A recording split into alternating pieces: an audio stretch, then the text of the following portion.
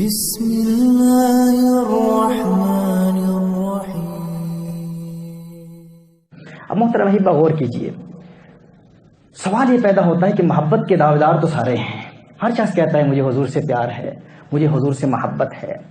لیکن اب ہم کیسے سمجھیں کہ ہمیں حقیقتاً حضور اکرم صلی اللہ علیہ وآلہ وسلم سے پیار ہے یا نہیں ہے؟ لیکن چونکہ لوگ تو کہیں گے، ہم ذکر کی محفل میں جاتے ہیں، ایک مدت سے اللہ کی صدائیں بلند کر رہے ہیں، لیکن پھر بھی مصیبتیں ہیں، پریشانیاں ہیں، بیماریوں میں مبتلا رہتے ہیں، بڑی بڑی تکلیفیں آتی ہیں، خوشیاں نہیں ملتی، خوشیاں کیسے حاصل ہوں؟ تو سب سے پہلے یہ جاننا بھی ضروری ہے کہ حضور اکرم صلی اللہ علیہ وآلہ وسلم کا حقیقی پیار اسی شخص کو حاصل ہوتا ہے جو خانہ دل کو پاک کر لے، اپنے دل کو گناہوں سے پاک کر لے، جو اپنے دل کو پاک کر لے، صاف کر لے، وہ گناہوں کا ارتکاب نہ کرے۔ حقیقی ذاکر وہی ہے، حقیقی ذکر کرنے والا وہی ہے۔ حضرت فاروق اعظم رضی اللہ تعالیٰ عنہ ارشاد فرماتے ہیں، افضل الذکر الوقف عند الحرام۔ فرماتے ہیں سب سے بڑا ذکر کیا ہے؟ اللہ کہنے والوں، لا الہ الا اللہ کی صدائیں بلند کرنے والوں، محافل میں جانے والوں، ذرا غور کیجئے گا اس بات پر۔ فاروق اعظم فرماتے ہیں کہ سب سے بہترین ذکر کیا ہے؟ فرمایا جب حرام کرنے کا موقع مل رہا ہو، کوئی دیکھ نہ رہا ہو، تنہائی ہو، فقط اللہ دیکھ رہا ہے، اس وقت جس شخص کو اللہ یاد آ جاتا ہے اس کا ذکر سب سے بہترین ذکر ہے۔ افضل الذکر الوقف عند الحرام۔ ذکر کیا ہے؟ اللہ کو یاد کرنا۔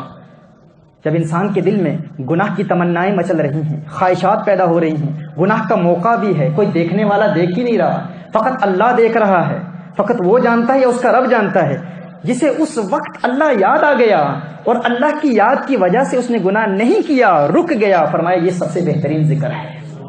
سب سے بہتر ذکر یہی ہے جو اس وقت رک گیا گناہ سے، جس نے اس وقت گناہ نہ کیا۔ حقیقی ذاکر وہی ہے، اور یہی وہ حقیقی ذاکر ہے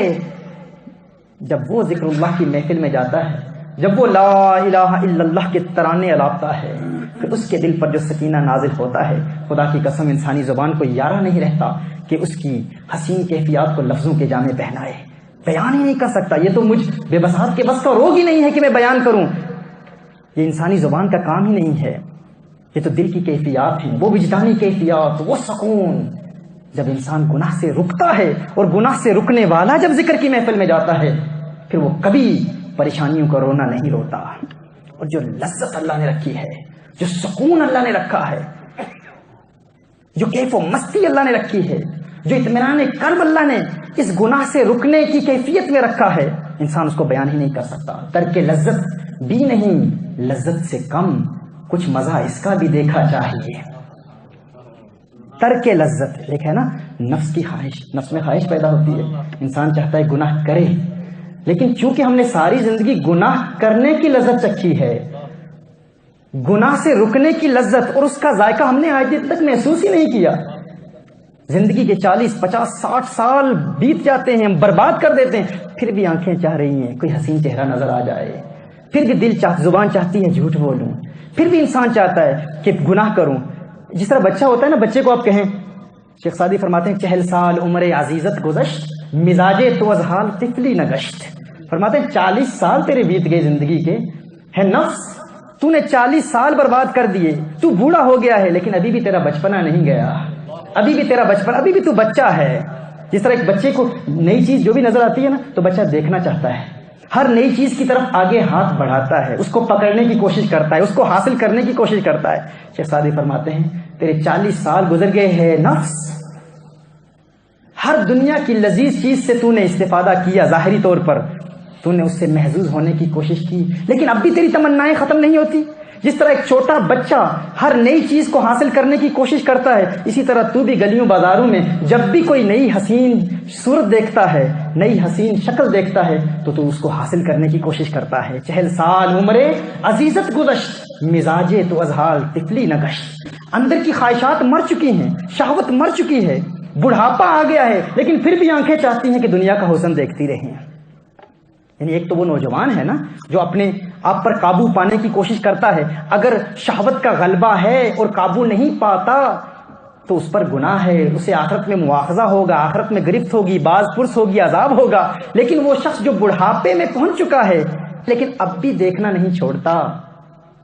وہ کیسے کہہ سکتا ہے کہ مجھے خوشی حاصل نہیں ہوتی، سکون حاصل نہیں ہوتا؟ اگر حقیقی سکون چاہتے ہو تو اس عمر میں جا کر بھی اپنی آنکھوں کو بند کرنے کی کوشش کرو، کیونکہ ترک لذت بھی نہیں، لذت سے کم کچھ مزہ اس کا بھی چکھا کیجئے۔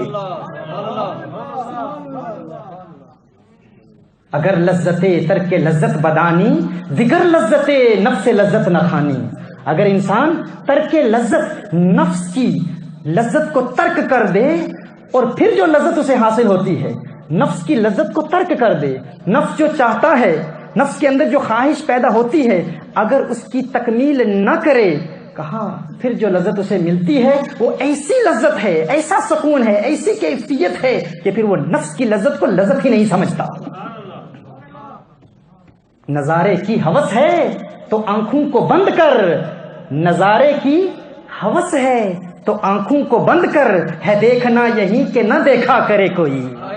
ہے دیکھنا یہی۔ دل کے دروازے اسی صورت میں کھلتے ہیں، یہ بند دروازے اسی وقت کھلیں گے جب دنیا کے حسن سے تو اپنی آنکھوں کو بند کر لے گا، پھر دل سے آواز آئے گی، کچھ ایسا کر دے میرے کردگار آنکھوں میں، ہمیشہ نقش رہے روئے یار آنکھوں میں، انہیں نہ دیکھا تو کس کام کی ہے یہ آنکھیں کہ دیکھنے کی ہے ساری بہار آنکھوں میں۔ بسم